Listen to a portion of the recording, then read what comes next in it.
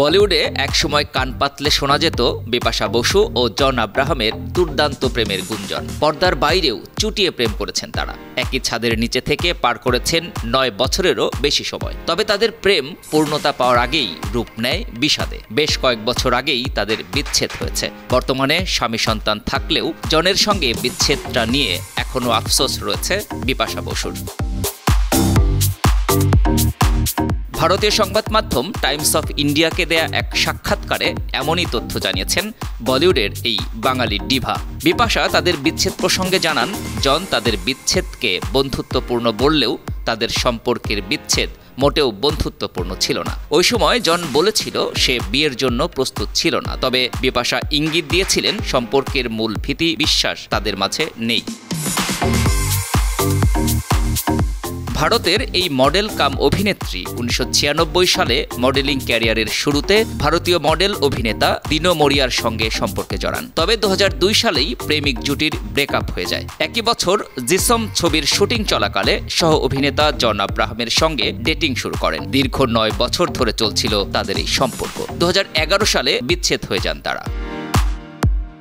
জনের সঙ্গে বিচ্ছেদের পর অভিনেতা ও প্রযোজক হারমান বাওয়েজার সঙ্গে সম্পর্কে জড়িয়ে পড়েন বিপাশা বসু। বিপাশা হারমানকে প্রথম একসঙ্গে দেখা যায় ২০১২ সালের ডিসেম্বরে। বলিউডের অভিনেতা জ্যাকি ভাগনানির জন্মদিনের অনুষ্ঠানে হারমানের গাড়িতে চেপে বিপাশা হাজির হলে এ জুটির সখ্যের খবর ডালপালা মেলে।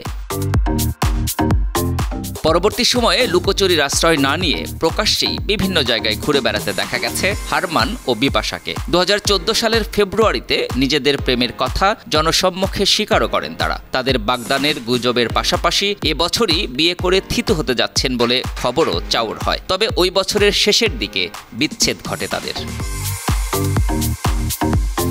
একই বছর অ্যালোন ছবির সেটে অভিনেতা করণ সিং গ্রোভারের সঙ্গে পরিচয় থেকে প্রেমের সম্পর্কে জড়িয়ে পড়েন বিপাশা। পরে এই যুগল বিয়ে করেন ২০১৬ সালের ৩০ এপ্রিল। ২০২২ সালের ১২ নভেম্বর তাদের ঘর আলো করে আসে কন্যা সন্তান দেবী বসু সিং গ্রোভার।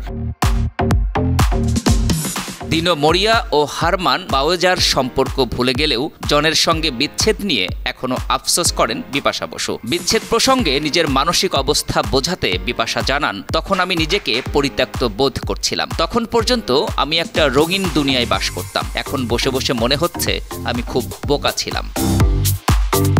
তিনি আরও বলেন, বহু ভালো ভালো সুযোগ পেয়ে ছেড়েছি ওই মানুষটার জন্য।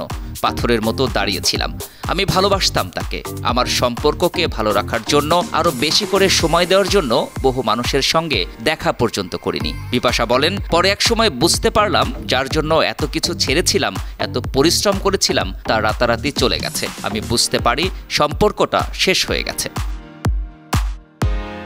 তাদের বিচ্ছেদ নিয়ে কেউ মুখ খোলেননি। তবে অভিনেত্রী বিদ্যা বালানের সাথে সম্পর্কের মাধ্যমে বিপাশার সাথে জন প্রতারণা করছে এমন গুঞ্জন শোনা যায়। যদিও বিষয়টি অস্বীকার করে বিদ্যা তখন বলেছিলেন জন তার খুব ভালো সহকর্মী।